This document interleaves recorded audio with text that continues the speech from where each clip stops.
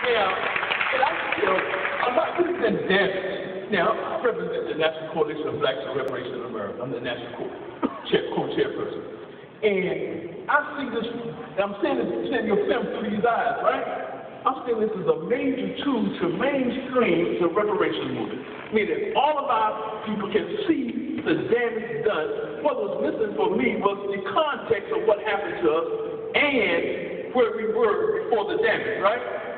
The great kings and queens that were the masters of civilization. So I see this as a great instrument to help us not only repair the damage, start the healing, but also begin to take a stand on the making sure that the claim for repairing the damage is also done. Because all this just didn't fall out of the sky, right? Somebody strategically made this happen.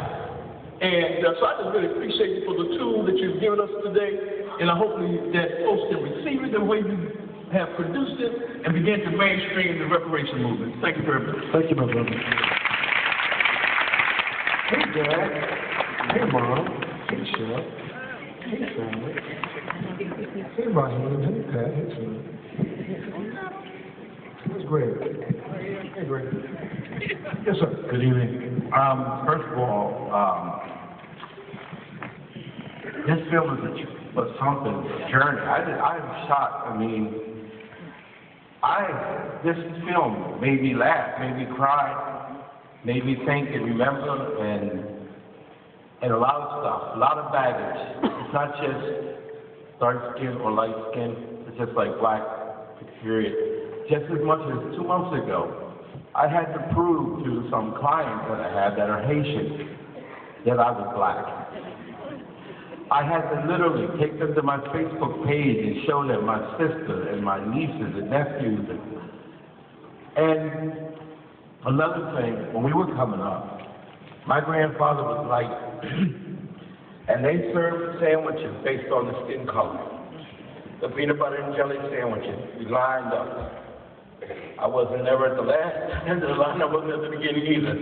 Because they were a lot lighter, and my family was people with blue eyes, and people, like the brother said, blue-black, which, by the way, I love personally. I wish if I could come back again, I would be dark, because I love dark skin, all right?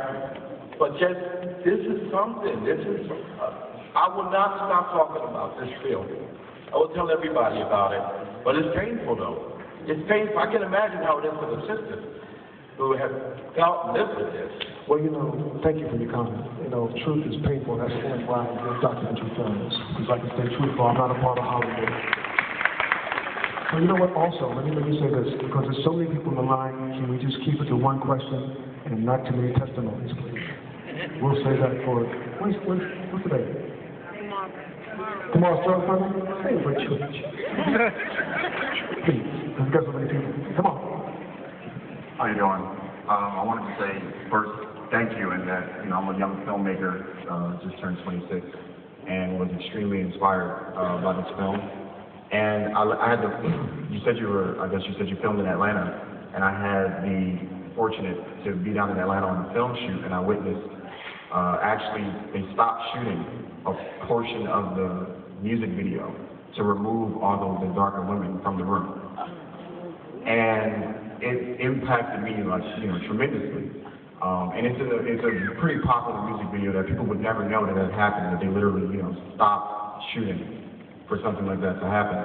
So there was a particular part in your film where the guy was talking about hip hop, and I wanted to ask you, did you feel as though that you're saying that images are very powerful, like how I guess almost having that realization of how powerful and how much of an effect that has on especially us as young people, a lot of the images that are specifically in our music. Was that something that you found a lot in doing your research for this film? Yes, we found quite a bit of that. I don't want to call any names of some of these young brothers who have done music videos who are rappers, and what they decide to do is to display their disrespect for dark-skinned women. I'm not going to call those names up, but you know who they are when you look at the videos. So yeah, we are familiar with that. Yes, ma'am. Good evening. I just wanted to know what was the criteria, if any, for the people that within the film, like the folks that you chose? You know what? It was easy. I was the MCI plan. I called friends and family. Okay. Bill called friends and family. I called you. I said, listen, you got somebody that you know that want to talk to you light skin? I call you and like, it's on. Thank you. Thank you. Thank you. Yes, sir. First off, I want to thank you for bringing this issue to light. Being an African-American male, I had no idea that my sister went through so much. I love dark-skinned women and brown-skinned women. My girlfriend's right there. She's brown-skinned. But I love all colors. So thank you, first of all, for bringing that.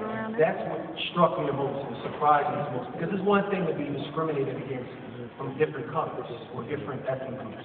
But it's another thing to be discriminated against your own kind. So that's what hit me the most. So my question to you is, after these films, which they're great, they're wonderful, they shed light, but how are we going to keep this going? Because we know that the medium, is so powerful. So how do we fight against that, or do we fight against it? Well, not to cut you off, Matt. It's like, you know what? It's up to the people in this room. It's an individual situation. All I can do, all Bill and I can do is this. We're not psychiatrists, psychologists, or sociologists, nor filmmakers who decide to point a lens this way and say there's an issue. It's up to everybody in this room to heal or get to heal yourself. And believe that you are the color you are because God made you the color and He didn't make any mistakes.